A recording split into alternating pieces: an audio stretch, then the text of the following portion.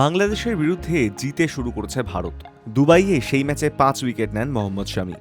পরের ম্যাচ পাকিস্তানের বিরুদ্ধে, কিন্তু সেই ম্যাচ নিয়ে বাড়তি কোনো চিন্তা নেই শামির। আর 5টা সাধারণ ম্যাচের মতোই দেখছেন এই ম্যাচকে। জানালেন বাংলাদেশের বিরুদ্ধে 5 উইকেট নিয়ে কার উদ্দেশ্যে উড়ন্ত চুম্বন ছুড়ে দিয়েছিলেন তিনি। চোটের কারণে 2023 সালের একদিনের বিশ্বকাপের পর থেকে আর খেলতে পারছিলেন না শামি।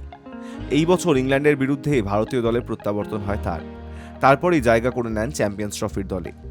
জসপ্রীত বুমরাহীন ভারতীয় দলের বোলিং আক্রমণকে নেতৃত্ব দেওয়ার দায়িত্ব এখন শামির কাঁধেই। তবে পাকিস্তান ম্যাচে বাড়তি কিছু করতে যাবেন না বলেই জানিয়েছেন তিনি। শামি বলেন, একটা ম্যাচ জেতার পর আলাদা কিছু করার মানসিকতা থাকা উচিত নয়। যেভাবে একটা ম্যাচ জিতেছি সেটাকেই ধরে রাখার চেষ্টা করা উচিত। আইসিসি প্রতিযোগিতা বা আন্তর্জাতিক ম্যাচ ভেবে বাড়তি চাপ নেওয়ার প্রয়োজন নেই। নিজের ক্ষমতার উপর বিশ্বাস রাখতে হবে। আমি সবসময় নিজের ওপর বিশ্বাস রাখি এবং নিজেকে উদ্বুদ্ধ করি, তাই কোনো ম্যাচের জন্য আলাদা মানসিকতার প্রয়োজন হয় না।